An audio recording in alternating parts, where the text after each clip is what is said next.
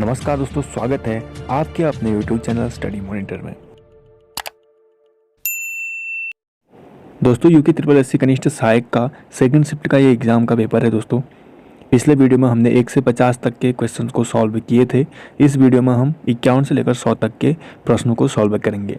और दोस्तों अगर आपने पिछली वीडियो नहीं देखी है तो आप लोग उसको ज़रूर देखें, लिंक आपको नीचे डिस्क्रिप्शन बॉक्स में मिल जाएगा। तो 51 नंबर का क्वेश्चन है, थारू जनजाति के लोग स्वयं को वंशज मानते हैं, तो किसका वंशज मानते हैं थारू जनजाति के लोग? तो इसका जो राइट आंसर है वो राणा प्रताप का। क्वेश्चन नंबर 52 है, उत्तराखंड के किस जनपद में सर्वाधिक राष्ट्रीय उद्यान, सबसे ज़्यादा नेशनल पार्क हैं एवं अभ्यारण्य हैं? तो ये सबसे ज़्यादा है चमोली जनपद में। दोस्तों क्वेश्चन नंबर 53 है, पंचायत राज के संबंध में बलवंत राय मेहता समिति की रिपोर्ट किस वर्ष में आई? तो ये आई थी 1957 ईस्वी में। दोस्तों नेक्स्ट है, विश्व में मछली उत्पादन में भारत का कौन सा स्थान है? दोस्तों भारत का सेकंड नंबर है, पहले नंबर पे चीन है और दूसरे नंबर पे भारत है, यानी कि ऑप्शन यहाँ पर हो जाएगा सी। नेक्स्ट है, सरकारी बजट प्रदर्शित करता है। जी हाँ, सरकारी बजट क्या प्रदर्शित करता है? तो सरकार के नए कार्यक्रम का विवरण और सरकार की आर्थिक नीति का दस्तावेज और सरकार के आय व्यय का विवरण, तो यानी कि सभी करता है। तो ऑप्शन डी इसका राइट हो जाएगा। क्वेश्चन नंबर 56 है, वन नीति 1952 के अनुसार भूभाग का कितना प्रतिशत वनों के अंतर्गत होना चाहिए? तो इसका राइट आंसर है 33%, ऑप्शन बी। क्वेश्चन नंबर 57 है, अंडमान निकोबार एवं लक्षद्वीप द्वीप समूहों समेत भारत की संपूर्ण तट रेखा की लंबाई कितनी है?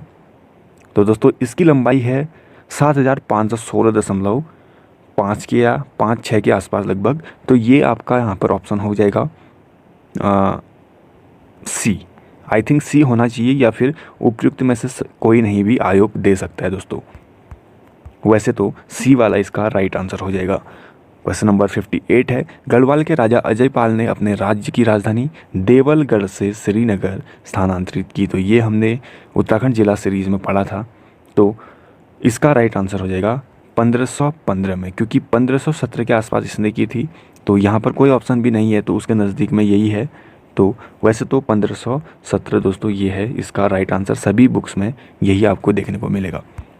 क्वेश्चन नंबर 59 है, सौका समुदाय को किस अन्य नाम से जाना जाता है?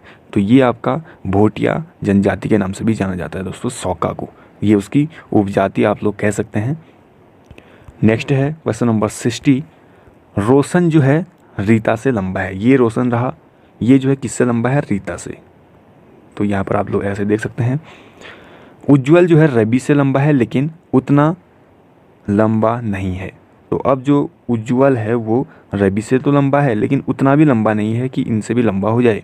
तो इनमें से सबसे छोटा कौन है? तो ये आपका कौन है? सबसे छोटा यहाँ पर आ रहा था रवि। तो यहाँ पर ये वाला जो सबसे छोटा है, तो रवि का ऑप्शन है बी।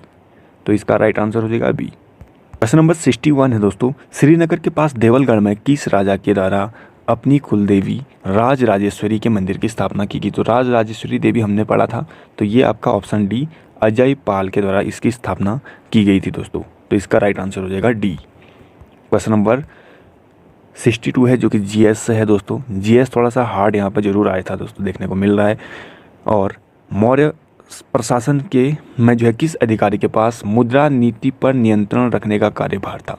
तो ये था आपका लक्षणाध्यक्ष के पास। नेक्स्ट है जो कि सल्तनत काल से आया है। सल्तनत काल में बाजार नियंत्रण नीति को लागू करने वाला सुल्तान कौन था? ये ऑप्शन, ये वाला जो क्वेश्चन है ये बहुत बार पूछा भी गया है। हिस्ट्री सीरीज में हमने ज़रूर देखा था। अगर आपने नहीं देखी है तो आपको डिस्क्रिप्शन बॉक्स में हिस्ट्री सीरीज मिल जाएगी। उसमें सल्तनत काल के सभी आपको जितने भी वंश थे उनके बारे में डीपली मिलेगा। तो यहाँ पर ऑप्शन सी हो जाएगा, अलाउद्दीन खिलजी। तो खिलजी वंश में हमने ये पढ़ा भी था। नेक्स्ट है दोस्तों, टिहरी राज्य प्रजामंडल की स्थापना कब हुई? तो ये हुई थी आपका दोस्तों सन 1939 ईस्वी में टिहरी राज्य प्रजामंडल की स्थापना हुई थी। ये सभी बुक्स में आपको मिल जाएगा आसानी से।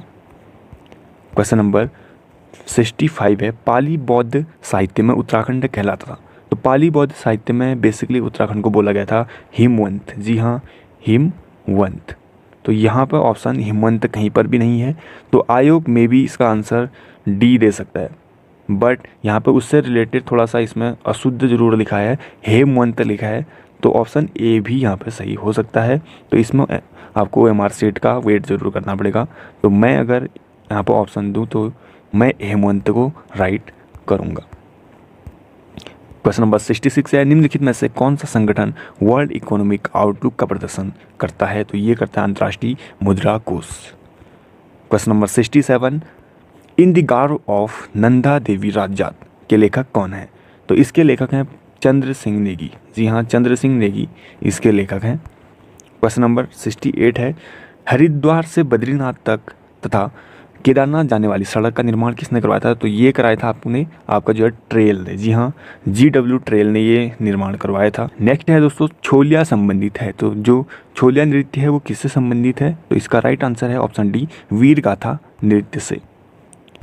क्वेश्चन नंबर 70 है, हिंदू तीर्थस्थल जागेश्वर के मुख्य देवता कौन है? तो जागेश्वर मंदिर जो है वो भगवान शिव को समर्पित है। ऑप्शन बी इसका राइट हो जाएगा।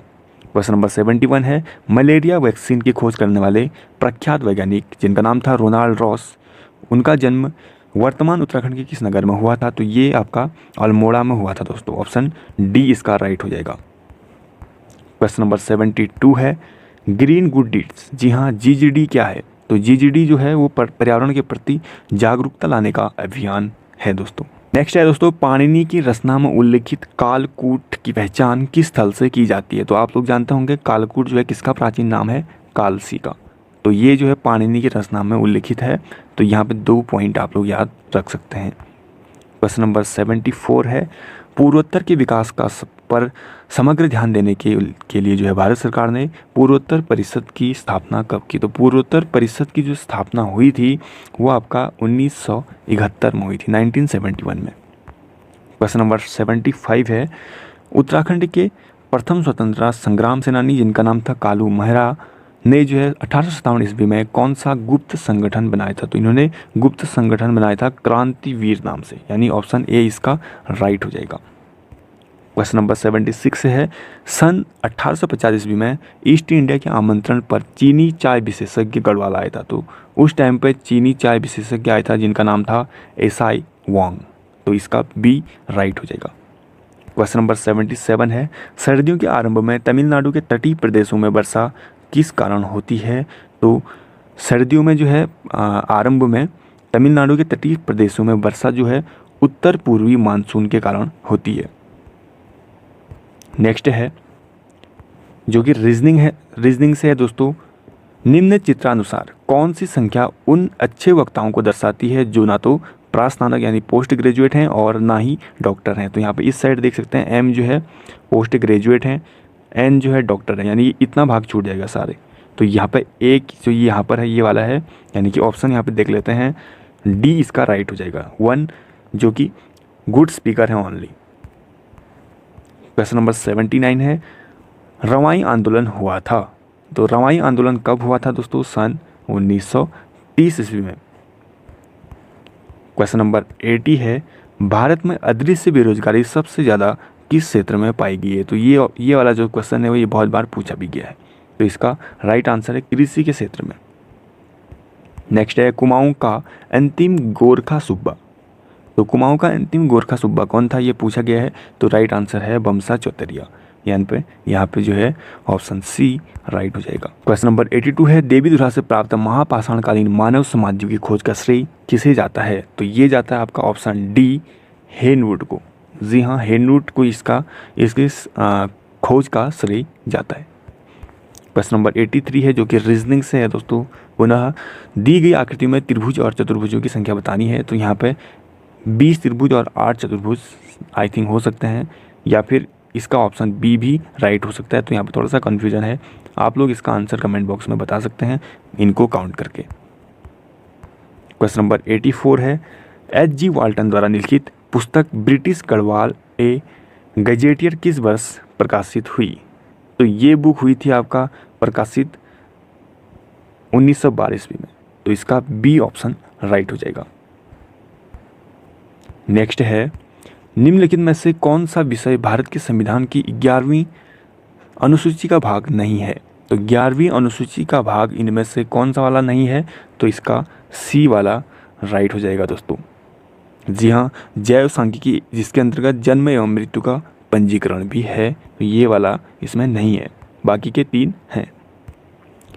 क्वेश्चन नंबर 86 है, निम्न में से किस नहर को दामोदर नदी से निकाला गया है? तो दामोदर नदी से निकाला गया एडन नहर को, यानी कि ए इसका राइट हो जाएगा। नेक्स्ट है, ट्रेल ने 80 साला बंदोबस्त का कब पेश किया था? 80 साला बंदोबस्त कब पेश किया था ट्रेल के द्वारा? तो ये आपका किया गया था 1823 ईस्वी में। तो इसका ए ऑप्शन राइट हो जाएगा। क्वेश्चन नंबर 88 है, निम्न में से कौन सा अक्षर समूह अन्य 3 से भिन्न है? तो यहाँ पे जो डी वाला है वो क्रम से आप लोग देख सकते हैं FGHI है, बाकी के डिफरेंट हैं AZVY KLTN और BXCY। तो यहाँ पर ऑप्शन डी राइट हो जाएगा। क्वेश्चन नंबर 89 है, भारतीय सिविल सेवा एक्ट कब पारित हुआ था? तो भारतीय सिविल सेवा एक्ट पारित हुआ था आपका सन 1861 ईस्वी में। तो यहाँ पे सी वाला इसका राइट हो जाएगा। नेक्स्ट है, लंपिया धुरा दर्रा जोड़ता है। तो लंपिया धुरा दर्रा जोड़ता है पिथौरागढ़ को तिब्बत से। ये हमने आपका दर्रा वाले पे पढ़ा था, दर्रा वाला जो हमने इंडिविजुअल वीडियो बनाया था उसमें हमने पढ़ा था। नेक्स्ट है, निम्न ग्रीड में प्रश्नवाचक चिन्ह के स्थान पर कौन सी संख्या आएगी? तो ये काफ़ी इजी था, आप लोगों ने आराम से बनाया होगा। सबका क्यूब आप लोग कर सकते हैं, 3 का क्यूब 27, 2 का 8 और 4 का कितना हो जाएगा 64। तो यहाँ पे ऑप्शन ए राइट हो जाएगा। क्वेश्चन नंबर 92 है, उत्तराखंड के किस राजवंश की एक भी मुद्रा प्राप्त नहीं हुई है? तो यहाँ पे ऑप्शन डी इसका राइट है। यहाँ पे थोड़ा सा कन्फ्यूजन ए पर भी है, तो देखते हैं आयोग कौन सा वाला आंसर सही बताता है। तो वैसे मैं जाऊँगा यहाँ पे ऑप्शन डी की ओर। क्वेश्चन नंबर 93 है, एक पुरुष ने पश्चिम की ओर चलना प्रारंभ किया। कोई पुरुष है पश्चिम की ओर जा रहे, फिर वह दाईं ओर मुड़ा, यानी कि यहाँ को मुड़ गया, ठीक है। फिर वह दाईं ओर मुड़ा, फिर से यहाँ को मुड़ा और अंत में बाईं मुड़ा, तो यहाँ को मुड़ गया अंत में। तो ये अब कहाँ को जा रहा है आप लोग देख सकते हैं, ईस्ट वेस्ट नॉर्थ साउथ। तो ऊपर को नॉर्थ है, तो यहाँ पर नॉर्थ, यानी कि कौन सा ऑप्शन होगा? ऑप्शन ए यहाँ पर राइट हो जाएगा 93 का।